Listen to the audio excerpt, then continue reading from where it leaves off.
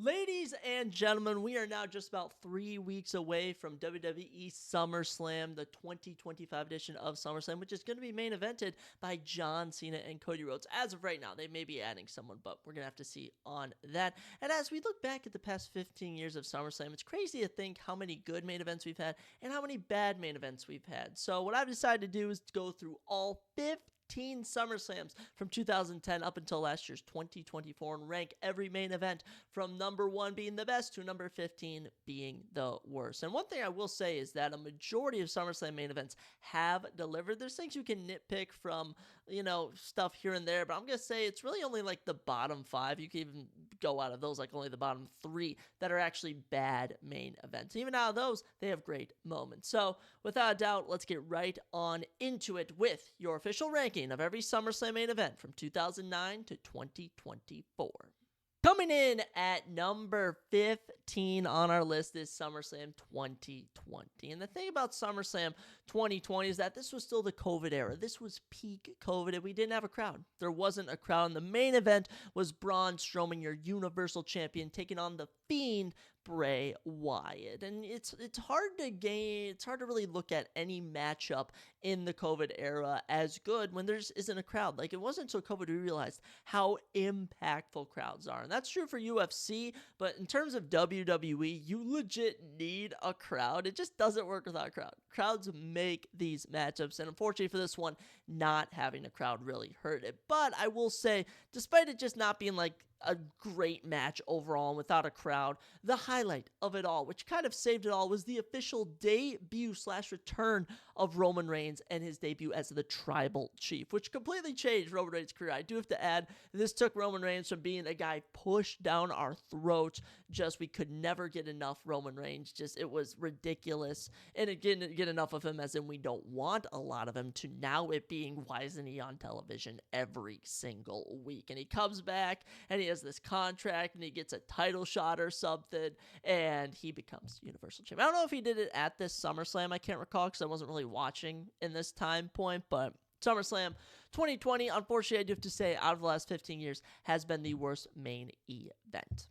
At number 14, we have SummerSlam 2023, the tribal combat matchup between Roman Reigns and Jey Uso. Now, Roman Reigns has had his fair share of SummerSlam main events and SummerSlam moments over the last few years, but this one, the only reason it's not last is because there's a crowd. Only reason it's not last is because there's a crowd, because the entire premise of this matchup was Jey Uso had finally turned on Roman Reigns. Like, this was the official turn of Jey Uso from bad guy to good guy, and here he is getting a shot at the undisputed WWE Championship against Roman Reigns, the official Tribal Chief. And Tribal Combat was billed as this thing where it's like no one will get involved. Tribal Combat, it's just two people going at it. Jey Uso won't get involved. Jimmy Uso will not get involved. Solo Sikoa will not get involved. It's just Roman Reigns versus Jey Uso, anything goes. And lo and behold, Jimmy Uso does get involved. Solo Sikoa does get involved. And Jimmy Uso actually turns heel here and costs Jey the match, which was pretty cool, but it just basically eliminated the entire thing of Tribal Combat, and the match was boring. The match was slow, and that's what really hurt, because the presentation was amazing, all right? Everything around SummerSlam 2023 with the whole themes of, I don't even know, it was kind of like a Motor City type theme. It was amazing, and we get this boring match, and it just didn't hit. And in terms of actual, I'm sure Braun Strowman versus The Fiend would have been fantastic had we had a crowd, then Roman Reigns returned, but this match, just not it. But the only thing that keeps us from the number 15 spot is having a crowd. So SummerSlam 2023 is your number 14 on our list. Coming in at number 13, we have SummerSlam 2016. And the main event was Brock Lesnar versus Randy Orton in a regular match. That is right. There is no reason this shouldn't have been Seth Rollins versus Finn Balor for the inaugural Universal Championship, but no, we had to have Brock Lesnar main event a SummerSlam. And let me just tell you, Brock Lesnar is Mr. SummerSlam on this list. I kid you not. Whether returning or whether having a match, he has been involved in 9 of the last 15, all right? And he has main evented 8. There's only one where he did main event, and that's where he appeared to end the show, which we'll talk about later. But as for this match, Brock Lesnar versus Randy Orton, there's a storyline here that I wasn't watching. Okay, I kind of tuned out after WrestleMania 31, kind of into 2015, and I didn't come back until the end of 2017, the beginning of wrestling in 2018. So I missed SummerSlam 2016, and I went back and rewatched this match, and literally the entire match is just done. So there's a spot where Brock Lesnar taking like his bare forearm, bare elbows, and just opens up the head of Randy Orton, and it's just disgusting. It's disgusting. There's no need for it. Like, I've seen in AEW Darby Allin diving off a ladder through glass shards. That's ridiculous. Okay, there's no way that needs to happen.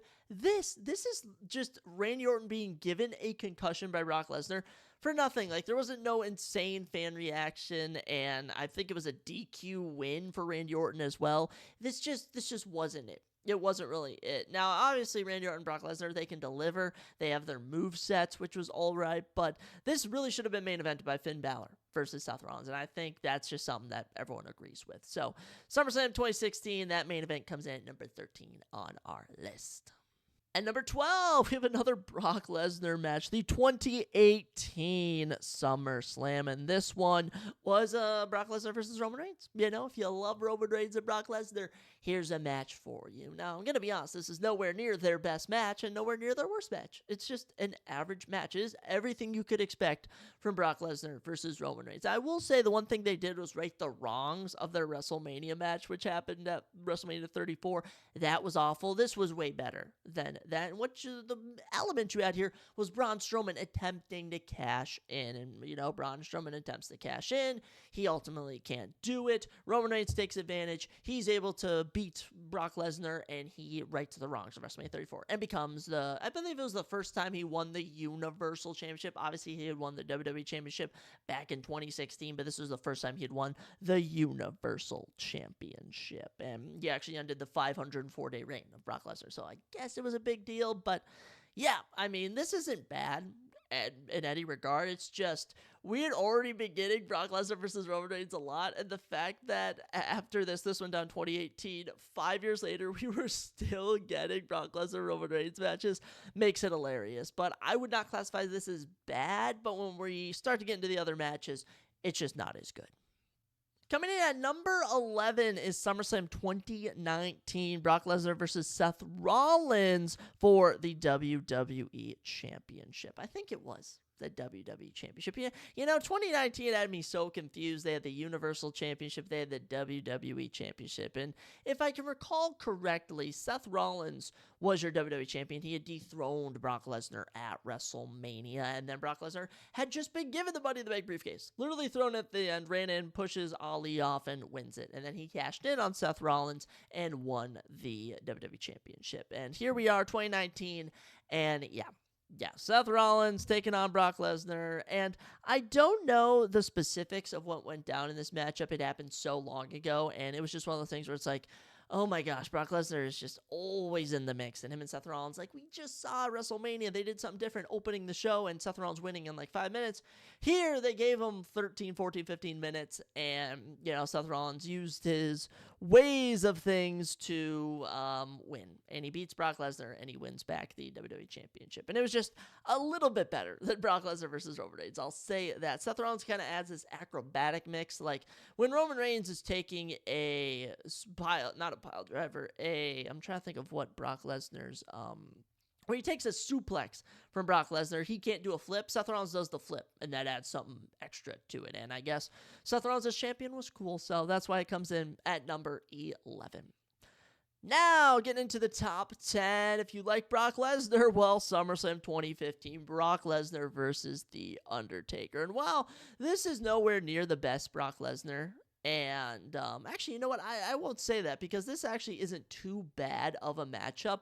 I just think their Battleground matchup was better than this one. But I will say these two delivered. It was something different, bit slower pace. But mind you, this is the end of Undertaker's reign. This was not reign. The Undertaker, right before he kind of became very old. And, you know, this was just something like new for us. Like, really, like, honestly, after this, as we look, 2016, 2017, 2020, it's all Brock Lesnar. But this was like new, like Brock Lesnar, Undertaker. This is not something we were expecting. And the big twist in this is that Brock Lesnar was going to win, and then The Undertaker uses a low blow, pulls Brock Lesnar into the Hell's Gate finisher, which is basically a triangle choke, and Brock Lesnar flicks him off, and he passes out, flicking him off, and Undertaker ends SummerSlam 2015 as the winner. Now, it's kind of looking back, we should have had John Cena versus Seth Rollins as the main event. That was so fire, but if I'd have had to watch that in the main event and watch Jon Stewart ruin it, I probably would have raged. So, 2015, Brock Lesnar, Undertaker, after what we've looked at so far, it was a bit of a different mix. So, that's why it lands on here at number 10. At number 9, we have SummerSlam 2011, CM Punk versus John Cena for the WWE Championship. And if this was just the match, if the match was it, this would be in the top 5. This was a fantastic match. Now, mind you, not as good as Money in the Bank, but Money in the Bank was a 5-star match. Look at this, 4.5 out of 5 stars. This was a fantastic match. CM Punk, John Cena, the height of their feud, it was amazing. And, CM Punk is able to come out on top at the end. The crowd is loving it. And then, oh, by the way, Triple H, a special guest referee. I swear Triple H is always a special guest referee for these things. And then, for some reason, Kevin Nash comes out, and he takes out CM Punk, and then Alberto Del Rio comes in, cashes in, and leaves SummerSlam as WWE Champion. It was the most unnecessarily booked match I've ever seen. The only reason it's at 9 is because John Cena and CM Punk. Amazing matchup. We love that. But what in the world is WWE thinking here? And then we have a little Kevin Nash Triple H program, Kevin Nash CM Punk program. Oh, it made absolutely no sense. And mind you, we're going to talk about something when WWE has done this before and it's successful. This almost felt like a trial run looking back at it for what they would do 3 years later. But I mean, just made no sense. And Alberto Del Rio never had the heat. All right, they gave him so much aura. They gave him the cars. They gave him the gold, the Money in the Bank, the WrestleMania matches, the winning the Royal Rumble, the biggest Royal Rumble of all time. And here he is just leaving SummerSlam. I don't know what they saw, but the crowd just wasn't rocking with it. But it comes in at number 9 because CM Punk versus John Cena as the main event on its own was amazing. Coming in at number 8, we have SummerSlam 2012, Brock Lesnar versus Triple H in a no DQ match. And I'll tell you, I was a young kid. I'm watching this, and I thought this was real. I had just heard Brock Lesnar was in the UFC. He became the champion. Triple H, mind you, had been taking on The Undertaker, and it was like, what are they going to do next? And after Brock Lesnar versus John Cena, the pivot of Brock Lesnar's return feud was for him to take on Triple H. And he had just broken Shawn Michaels' arm. Mind you, he made the Kimura look like a devastating WWE finisher, and Triple H and Shawn Michaels sold it perfectly. And as for this match, pretty decent. I really liked this version of Brock Lesnar compared to the one that we had been talking about previously, that 2018, 2019, 2020 Brock Lesnar. I liked this version fresh out of the UFC. He is a killer. Mind you, they over and over butchered him, having John Cena beat him in a feud. Then eventually Triple H would get the better of him, but here, 2012, he breaks Triple H's arm to end it, and it was just such a dark and grisly way to end SummerSlam, and I don't know, it's just kind of different, and I really rocked with it. I know a lot of people didn't, but I thought SummerSlam 2012, I had it on DVD, so I've watched it so many times. I thought it was a really good SummerSlam. I really did. Now, looking back, I probably would have had John Cena, Big Show, CM Punk as the main event just because of how that match went down. It was amazing, but I mean, 2012, Brock Lesnar, Triple H, it was all right. Coming in at number 7, we have SummerSlam 24. I keep wanting to say WrestleMania because I've done on my podcast, which if you didn't know, we have a podcast called the Surprise Jab Podcast. We talk about WWE, talk about UFC, movies. We go over it all. You should check that out. Link will be below in the description. But this one, SummerSlam 2014 at number 7, Brock Lesnar versus John Cena. And opposed to the 2012 feud with Brock Lesnar and John Cena, this was a different version of Brock Lesnar. This was a beast, a killer who had just ended the Undertaker streak at 21-0, turning it into 21-1. And John Cena himself later said in interviews to do something different. If him and Brock Lesnar had a run-of-the-mill match for the WWE Undisputed Championship, it wouldn't have worked. So what did they elect to do here? They just had Brock Lesnar destroy John Cena, and it's just not something you see a lot nowadays. In the main event, one guy utterly destroying the other guy. And when I'm talking about that, I'm talking there were like 16 suplexes, 3 F5s. John Cena barely got any offense off. Like, if I can compare this to UFC terms, this is like Leon. I was gonna say Leon Edwards versus Nate Diaz. I don't even know what you could compare this to, but this is one guy getting a couple punches in, and the other guy just utterly running through him, and that's what this match was. And it was different, and it really turned Brock Lesnar into this beast incarnate. It really legitimized Brock Lesnar as a guy who was just not gonna lose to anybody, and that's exactly what this was. And it was different, and it worked. Okay, as a John Cena fan, I was crying. I was so sad.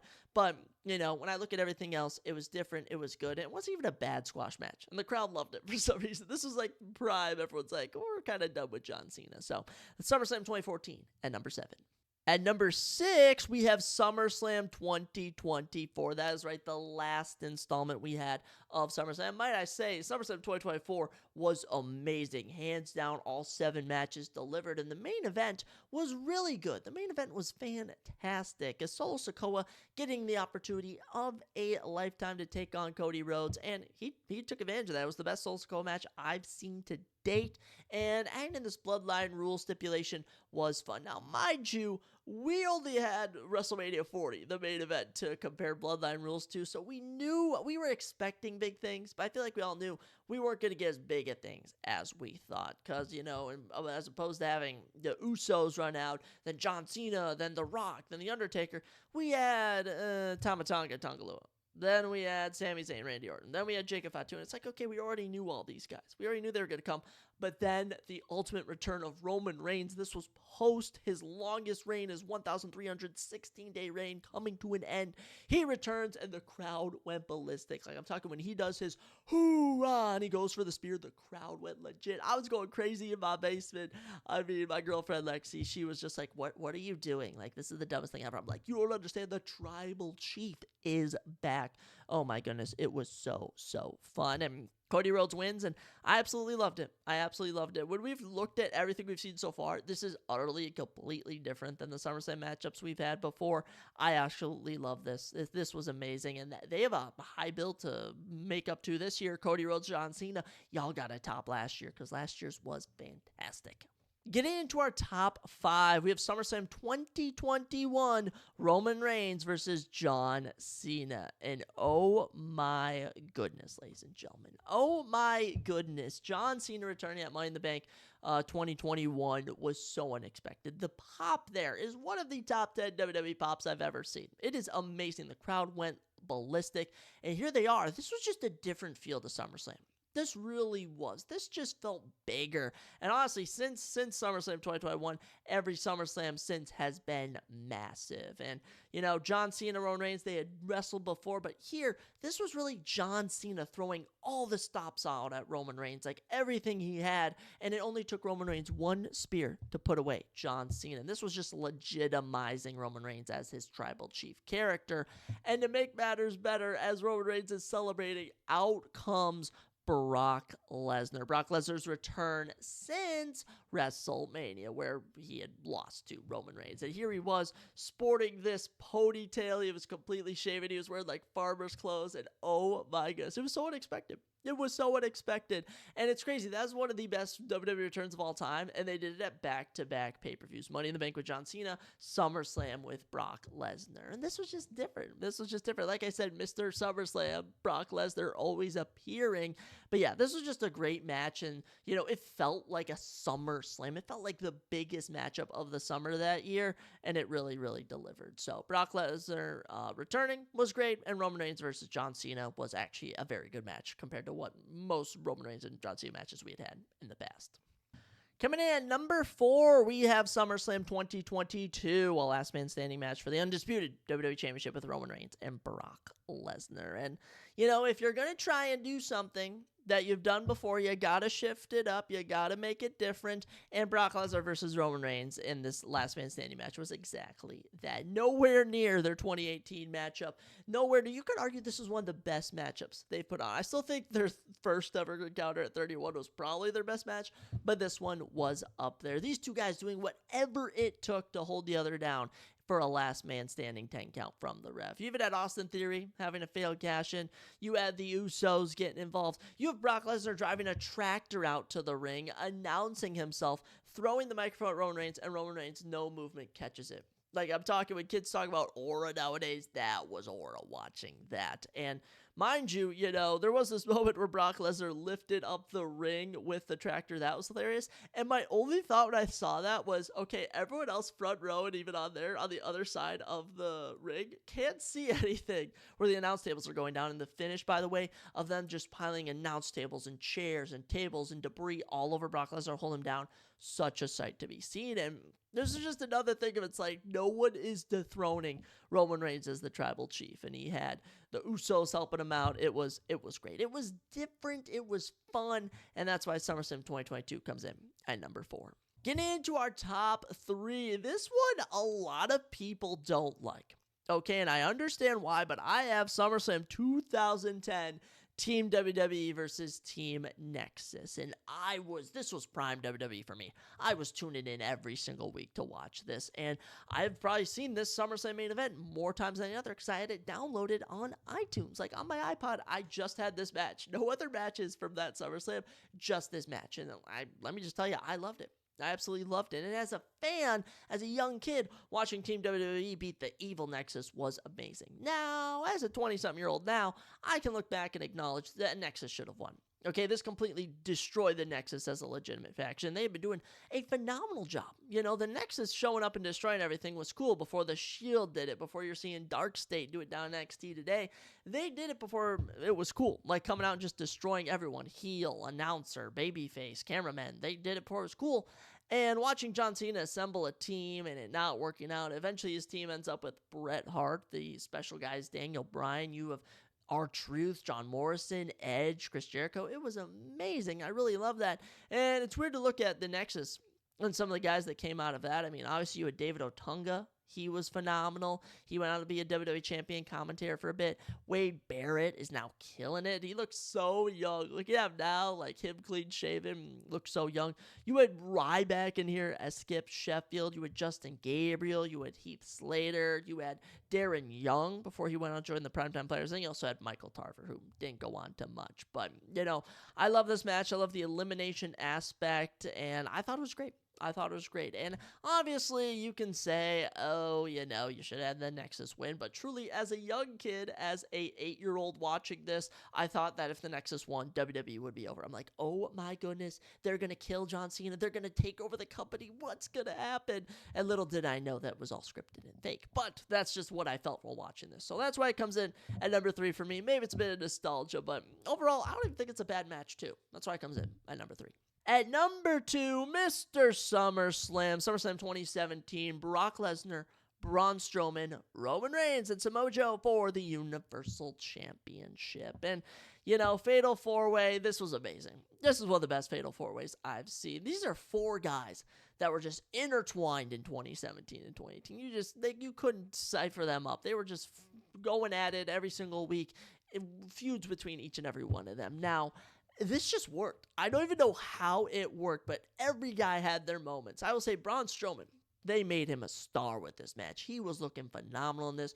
Roman Reigns was great. Brock Lesnar felt like a threat. They kind of did Samoa Joe dirty. They never really gave Samoa Joe too many moments, but it was awesome. And there's this part where Braun Strowman put Brock Lesnar through both announce tables, the Spanish announce table and the regular announce table, and they have him stretchered out. They're stretching out Brock Lesnar. And then it looks like Roman Reigns, Samoa Joe, Braun Strowman, looks like one of them is going to win. I believe it was Braun Strowman was going to win, or maybe it was Samoa Joe. Might have been Samoa Joe, actually. They were teasing it was going to win. And Brock Lesnar just comes running down the ramp, and everyone's like, the announce team is just like, oh my gosh, nothing can hold back Brock Lesnar. He's coming back. He was on a stretcher. It was you're just watching like, oh my gosh, of course he's coming back.